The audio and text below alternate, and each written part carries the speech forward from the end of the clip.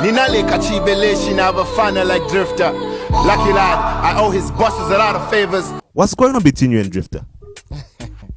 Well, it's something that happened. He did something disrespectful to me at one of these events where I went to support him. You know what I mean? So I kind of just drew the line and I'm never messing with him again. You know what I mean? Not that I'm being petty or anything. I think it's better we just exist in our worlds. Please tune in.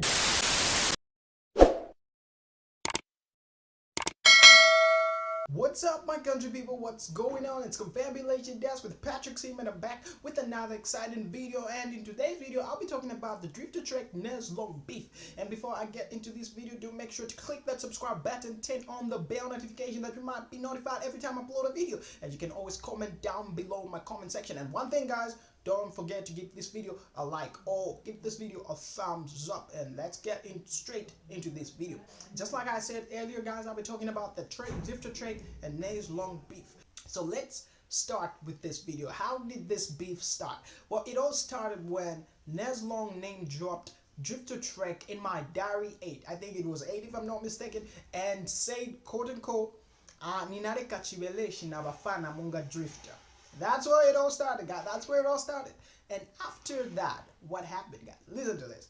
After that, Drifta Trek went straight to his social media, Facebook page to be specific, and went to call out Bobby East and say, Bobby, man, tell me your boy, look at your boy, man. Put your boy on some leash, nigga. I need him out of my sight. Well, that did not end there. That did not end from there. So, after Nezlong released his School Fees album and all, it all went well. And the same year, last year, 2020, Drifta Trek was also prepping for his album release. So he was interviewed. He was being interviewed on ZMB Talks by Edna. And that's where he confirmed where he thinks, or where he thought, where he said, it was hearsay actually, that it all started at Drifta Trek's birthday bash. Okay? That Nezlong, together with another long list of artists, were invited to perform at Drifta Trek's birthday bash, and after that, what happened was Drifta Trek left together with other artists who were invited, and Nezlong remained waiting for Drifta Trek to come back up to 3. He remained at the venue, guys, up to 3 in the morning, waiting for Drifta Trek to come back. What was he waiting for? I don't know, because when Nezlong was interviewed by Jimwega on Diamond TV, he said that he was disrespected, or he felt disrespected by Drifta Trek, and that's why he name dropped him in my diary 8. And so that, well, to me it did not make sense, and it did not make much sense, because I was like, well, you waited for him up to 3 and you're upset. I'm like, what was he waiting for? Was he waiting for a payment? Was he waiting for a thank you? Or was he waiting for a bow? Like, oh, you performed at my birthday bash. Oh, hail the king. Oh, now the long king. Oh, long live King Nezlong and King Nez and stuff like that. I don't know, guys. But Drifta Trek said he didn't understand what it was all about, and he didn't know.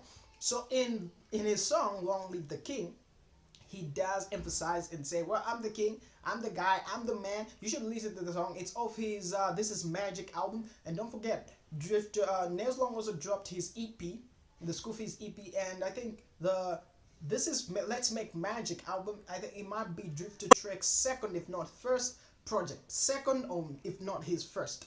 Okay, so let's keep on track with this.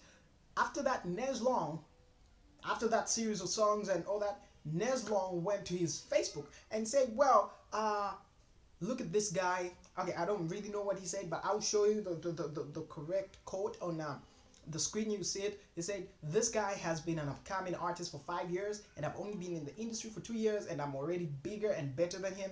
And yeah, that joke was passed. And then Drifta, I don't know what happened after that. After that, it just went quiet, guys. That was the last time I heard of this beef, and I haven't heard of anything but pasama soya chunks. Just an imitation of beef. Nyama soya, guys. This is just an imitation of beef. Tastes like chicken, cooks like chicken, but does not taste anything like chicken. No beef, guys. This is soya chunks, guys. This is no beef. Okay, they're playing with us. Okay, so if this beef has to succeed, it has to come with the force again. Full force and has to come with the love strip. Okay, don't forget that Drifta Trek is signed under Alpha Entertainment. Okay, and Nezlong, I don't know where he's signed under, but he's associated with XYZ and Blackout Media. So I think Blackout Media is just for visuals. Is it for visuals? I'm not sure. But this beef, guys, did not live up to my expectation. It was just short-lived. It has short legs. It did not go far. It just died a natural death, and I did not expect it to go that way. I expected it to be this big beef where everyone is into it, like, oh yeah, beef. But well, what did you get? I got some, forgery, and did not like it at all. Just didn't live up to my expectation. I was hoping to see more of the songs other than on my diary, just name dropping. And this is Long Live the King. He actually addresses a lot of issues in Long Live the King. He talks about Msepela Chile. That's all. He talks about that, definitely. Drifta Trek talks about that.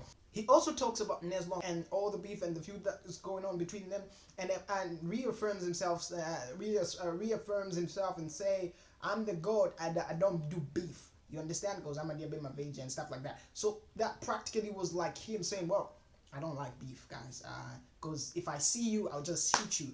I don't like to diss. So you get vibes like, okay, probably he was scared or stuff like that. Because in all his interviews, Drifta Trek has continued saying, well, I'm the bigger artist. I've been longer in the industry.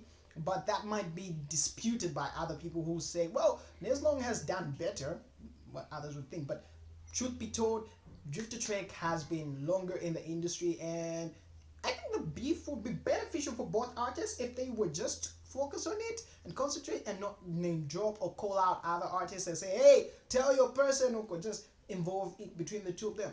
Because even during the beef, guys, like when the beef started, Nezlong went on to do a song with Chef 187 and the Kicker song, and it was a hit. And you would imagine what would happen. Like, it wouldn't involve any of these guys. They wouldn't want to be involved. It would just be between them, and it wouldn't even distort any industry or stuff like that, or any working relationship with anyone. So this beef, guys, was so boring, and this video is getting boring, guys. I'm done with this video. I'll catch you next time when I upload a video. I'm out of here. But then, again, Drifta, Yeah. it didn't get to you, but you took to your social media, and this time you dragged Bobby in it. Was it really necessary at that point? Let me ask you a question.